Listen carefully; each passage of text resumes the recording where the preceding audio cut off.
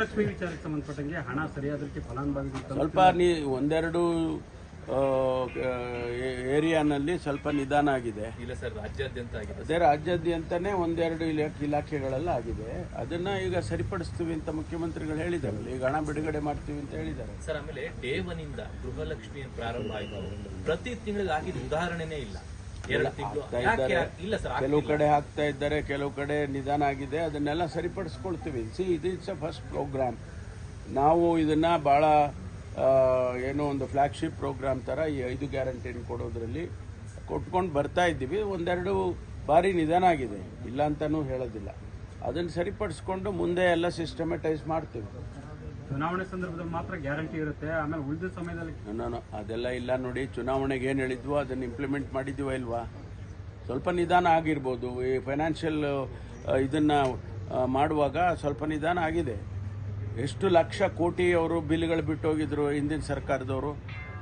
ಲಕ್ಷಾಂತರ ಕೋಟಿ ಬಿಲ್ಗಳನ್ನು ಹಾಗೆ ಪಾವತಿ ಮಾಡದೆ ಹೋಗಿದ್ರು. ಅದನ್ನೆಲ್ಲವನ್ನು ಕೂಡ ಈಗ ನಾವು ಕೊಟ್ಟಿದ್ದೇವೆ. ಹಣಕಾಸಿನ ಮ್ಯಾನೇಜ್ ಮಾಡ್ತಕ್ಕಂಥದ್ದು ಅಷ್ಟು ಸುಲಭವಾಗಿ ಇರೋದಿಲ್ಲ. ಅದನ್ನು ಮ್ಯಾನೇಜ್ ಮಾಡಿಕೊಂಡು ಇಲ್ಲಿವರೆಗೂ ಯಾವುದೇ ಓವರ್ ಡ್ರಾಫ್ಟಿಂಗ್ ಮಾಡದೆ ಹಣಕಾಸಿನ ವ್ಯವಹಾರವನ್ನು ಮಾಡ್ಕೊಂಡು ಬರ್ತಾ ಇದ್ದೀವಿ. ಸ್ವಲ್ಪ ಹೆಚ್ಚು ಕಡಿಮೆ ಆಗುತ್ತೆ. ಅದನ್ನು ನಾನು ಜನರಲ್ಲಿ ಮನವಿ ಮಾಡಿಕೊಳ್ತೇನೆ, ಸರ್ಕಾರದ ಪರವಾಗಿ ಅದನ್ನು ಸರಿಪಡಿಸ್ಕೊಡ್ತೇವೆ ಅಂತ. ಸಿಎಂ ಮತ್ತು ಎಐಸಿಸಿ ಹೆಸರು ದುರ್ಬಳಕೆ ವಿಚಾರವಾಗಿ ರಾಜಣ್ಣ ಮತ್ತು ಡಿ.ಕೆ. ಶಿವಕುಮಾರ್ ನಡುವೆ ಆರೋಪ ಪ್ರತ್ಯಾರೋಪ ನಡೀತಾ ಇದೆ ಸರ್. ಒಬ್ಬ ಹಿರಿಯ ನಾಯಕರಾಗಿ ಏನು ಹೇಳ್ತೀರಾ? ನಾನೇನು ಹೇಳಲ್ಲ.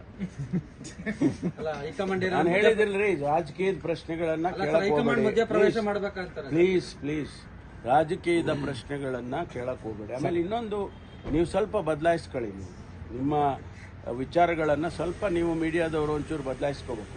ಅವ್ರು ಹೇಳಿದ್ರು ನೀವೇನು ಹೇಳ್ತೀರಿ, ನೀವೇನು ಹೇಳಿದ್ರು ಅವ್ರೇನು ಹೇಳ್ತೀರಿ, ಇವೆಲ್ಲ ಸ್ವಲ್ಪ ಬದಲಾಯಿಸ್ಕೊಳ್ಳಿ. ಸ್ಟ್ರೈಟ್ ಫಾರ್ವರ್ಡ್ ಕ್ವಶನ್ಸ್ ಕೇಳಿ ಉತ್ತರ ಕೊಡ್ತೀವಿ. ಅದನ್ನ ನೀವು ಪ್ರತಿಕ್ರಿಯೆ ಬೇಕಾಗಿಲ್ಲ. ಅದನ್ನ ನೀವು ಕೇಳಬಾರ್ದು ಸರ್. ಈಗ ಶ್ವೇತಪತ್ರ ಮಂಡಿಸಬೇಕು ಈ ವಿಚಾರವಾಗಿ.